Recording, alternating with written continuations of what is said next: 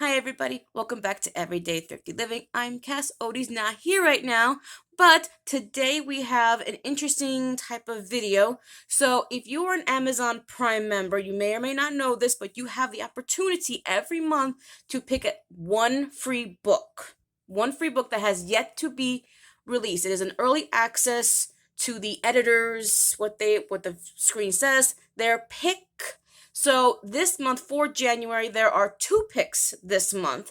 And as you can see from the screen here, we have a whole different melange of genres, from thriller, fiction, romance, suspense, an essay, some sort of historical fiction, sci-fi, book club, memoir. So we have 10 books to pick from this month. So the first book right here is called No Home for Killers by E.A. Amar. Now, this is considered to be a literature fiction or a sibling fiction book. It is about 328 pages long, and the description is actually quite interesting. So it is about essentially the chilling story of two conflicted sisters, their murdered brother, and the secrets a family hoped they'd never have to face. So, the murder of jazz musician and social activist Marcus Pena doesn't come as a surprise to his estranged sisters, Melinda and Emily Pena, nor the controversial brother had enemies. After all, even they hadn't spoken to Marcus since their mother's funeral 2 years ago. Okay, so that gives an interesting, family dynamic. Who killed Marcus? Was it someone trying to keep his latest protest song from publication? Was it the powerful and secretive uncle of his ex-girlfriend Rebecca, or was it one of the other women Marcus had callously abandoned? To unravel the truth, Melinda and Emily must face their own demons. Melinda, a former social worker, suffers from PTSD, haunted by the people she failed to help and unable to maintain meaningful relationships. Emily also pushes people away, afraid she'll get hurt and afraid they'll find out she's three strikes. A masked vigilante who violently punishes abusive men. Marcus wasn't a good man, but he was family, and it's up to his sisters to uncover his lifetime of lies and the truth of his death. That's actually quite interesting that she's a masked, that one of the sisters is a vigilante. Kind of something they maybe should have kept a little secret. Okay, so that's an interesting first book. The next book we have is The Witch of Tin Mountain by Paulette Kennedy.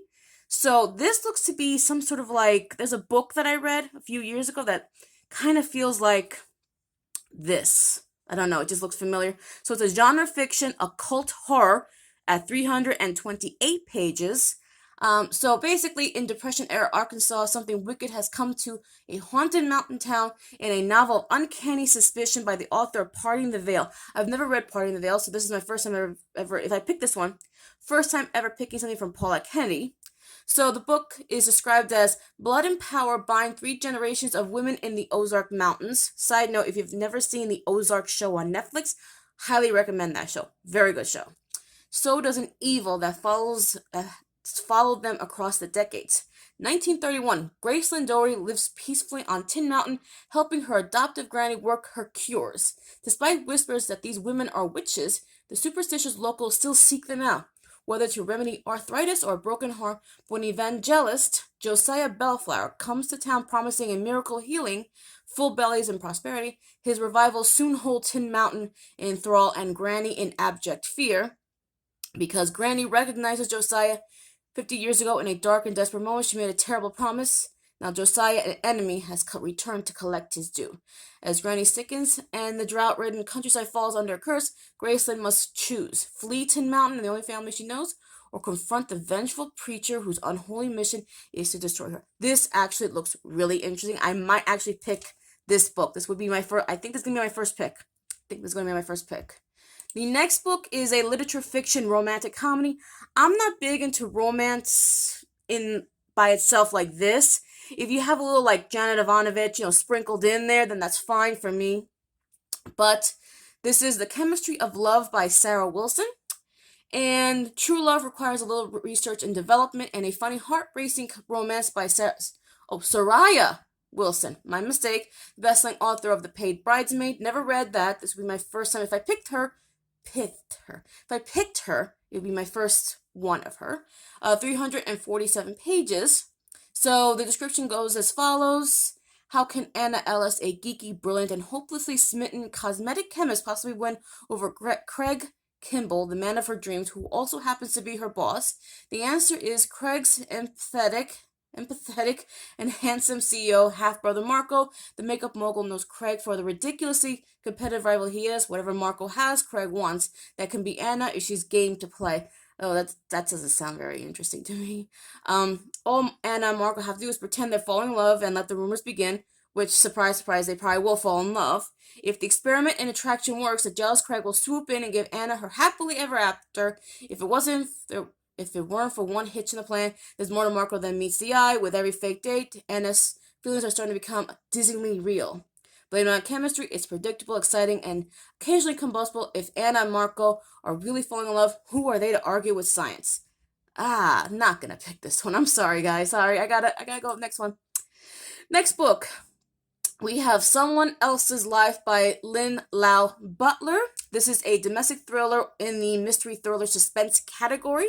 297 pages.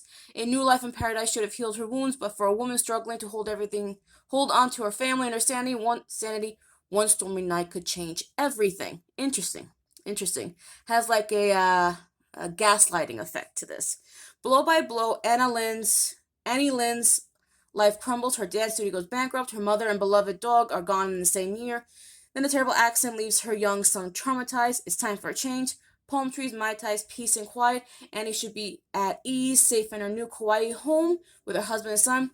She hopes proximity to her family can provide them all with a sense of belonging and calm, but soon items from her past are turning up. Her dog's collar, a bracelet that disappeared years ago, and she has the unnerving sensation that she's being watched. Reality begins to fracture, and her panic attacks return when, during a brewing storm, a woman appears on her doorstep looking for shelter. She is relieved to have the company and feels an unexplainable bond with her visitor. As the night progresses, she realizes this woman is no stranger, and their lives are inextricably intertwined, and she just might lose everything.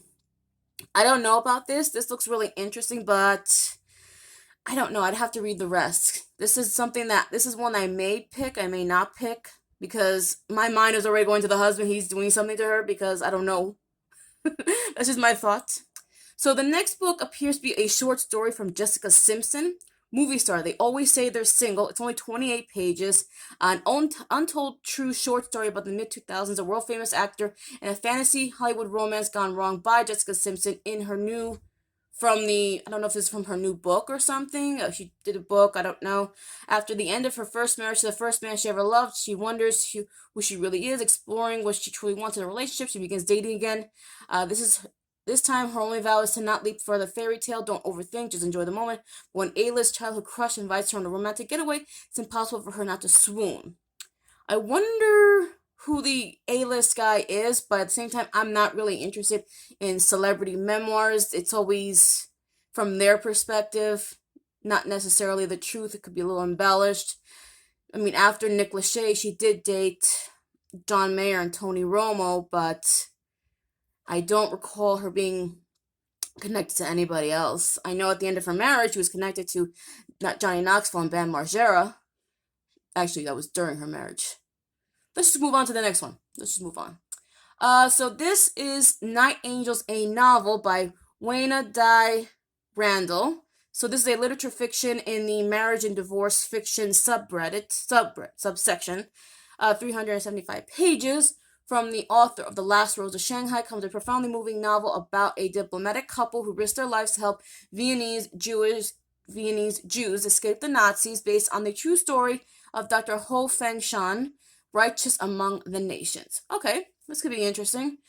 1938, Dr. Ho Fengshan, Consul General of China, is posted in Vienna with his American wife, Grace, shying and ill at ease with the societal obligations of the diplomats' wives. She is an outsider in a city that is beginning to feel the sweep of the Nazi dragnet.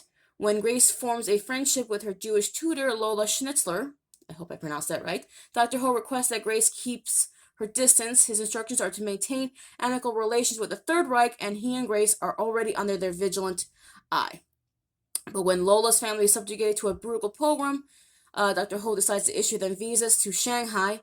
As violence against the Jews escalates after Kristallnacht and threats mount, Dr. Ho must issue thousands more to help Jews escape Vienna before World War II explodes. Based on a remarkable true story, Night Angels explores the risks brave souls took and the love and friendships they built and lost while fighting against an incalculable evil. This looks interesting as well. I don't know if I'm going to be picking it, though. I will be honest, I don't know. Let's move on to the next one real quick. This is Meru by S.B. Divya. This is the first in a series, book 1 of 2 of the Alloy era. Now, I'm not big into sci-fi. I know a lot of other booktubers are really into sci-fi, fantasy, those types of books. I'm not really into that type of genre. I'm more into like the mysteries, thrillers, suspense, cozy mysteries, little comedy dashed into it, stuff like that. So this is about one woman and her pilot are about to change the future of the species in an epic space opera about aspiration, compassion, and redemption by Hugo and Nebula Award finalist S.B. Divya. This book is 443 pages. So the description is, for 5 centuries, human life has been restricted to Earth, while post-human descendants called alloys freely explore the galaxy. When the Earth-like planet of Meru is discovered, 2 unlikely companions venture forth to test the habitability of this occupied new world and the future of human-alloy relations. For Jayanthi, the adopted human child of alloy parents, it's an opportunity to rectify the ancient reputation of her species as avaricious and destructive, and to give humanity a new place in the universe. For Vaha, Jayanthi's alloy pilot, it's a daunting yet irresistible adventure to find success as an individual, as the journey challenges the resolve in unexpected ways. The 2 form a bond that only deepens with their time alone in Meru. How can Jayanthi succeed at freeing humanity from its past when she and Vaha have been set up to fail? Against all odds, hope is human too. Sounds interesting, but again, as I said, not big into sci-fi books. This is a biography memoir, in the travel biography subsection. This gives off a, Jack Kerouac, Into the Wild. I think that's the book. Anyway, so this is called Feral, Losing Myself and Finding My Way in America's National Parks by Emily Pennington. So this is a bracing memoir about self-discovery, liberating escape, and moving forward across an adventurous and volatile American landscape. 1 year, 1 national park at a time. This is 257 pages. This is it. No more California. I'm sifting into the underbelly of where nomads go. After a decade as an assistant to high-powered LA executives, Emily Pennington left behind her structured life and surrendered to the pull of the great outdoors. With a tight budget, meticulous routing, and a temperamental minivan she named Gizmo, Emily embarked on a year-long road trip to 62 national parks, hell-bent on a single goal: getting through the adventure in one piece. She was instantly thrust into more chaos than she bargained for, and found herself on an unpredictable journey rocked by a gutting romantic breakup, a burgeoning pandemic, wildfires, and other seismic challenges that threatened her safety, her sanity, and the trip itself. What began as an intrepid obsession soon evolved into a life-changing experience. Navigating the tangle of life's unexpected sucker punches, Feral invites the readers along on Emily's grand, blissful, and sometimes perilous journey where solitude, resilience, self-reliance, and personal transformation run wild. Sounds really good, but I'm not really into memoirs as well. It'd have to be something like in the true crime, historical type way to grab me into some sort of like memoir, if you will. Let's go on to the next one. This one is a literature fiction, friendship fiction book. 318 pages. This is The Direction of the Wind, a novel by Mansi Shah, set 318 pages. A heartfelt story that spans continents and generations about a young woman who searches for answers about a mother she barely remembers. This sounds like the Joy Luck Club, but it sounds like more of an Indian version. If you've never read the Joy Luck Club, it's a really good read. Definitely recommend. I think they even did because I read that book in high school. I had to read it for a class in high school, and it was a good book. And I think we even saw the movie too. So yeah. So Sophie Shaw was 6 when she learned her mother Nita had died. For 22 years. She shouldered the burden of that loss, but when her father passed away, she discovers a cache of hidden letters revealing a shattering truth. Her mother did not die. She left. Interesting. Nita Shaw had everything most women dreamed of in her hometown of Ahmedabad, India. Sorry if I mispronounced that. A loving husband, a doting daughter, financial security, but in her heart she felt like she was living a lie. Fueled by her creative ambitions, she moved to Paris, the artist capital of the world, even though it meant having to leave her family behind. But once in Paris, her decision and its consequences would haunt her in ways she never expected. Now that Sophie knows the truth, she is determined to find the mother who abandoned her. Sophie jets off to Paris, even though the impulsive trip may risk her own impending arranged marriage. In the City of Light, she chases lead after lead that help her piece together a startling portrait of her mother. Though Sophie goes to Paris to find Nita, she may also discover parts of herself she never knew. This definitely does sound like the Joy Luck Club in some way. It actually does. Let's move on to the next one. The last book, I believe. Yeah, this is the final one.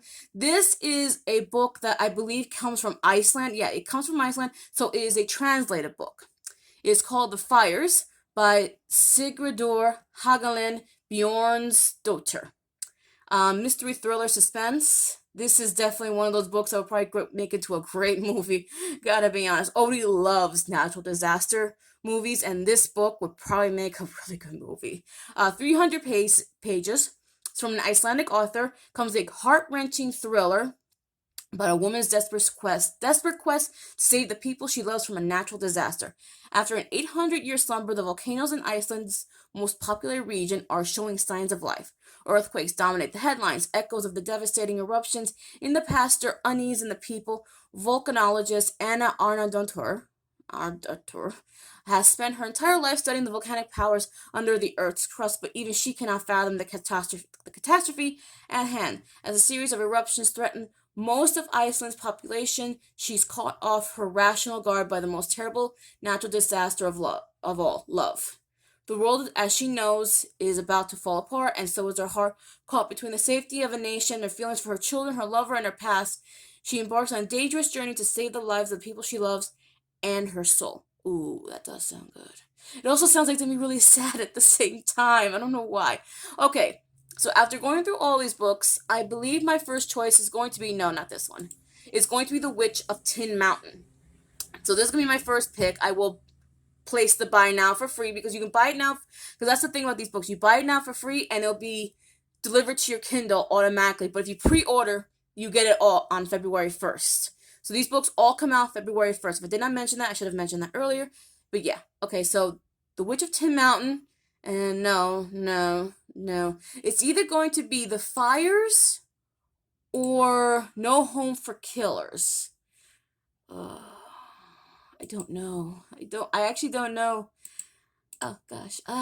No Home for Killers. Who killed it? They're trying to force them back together. You know what? I'm gonna take a chance on The Fires.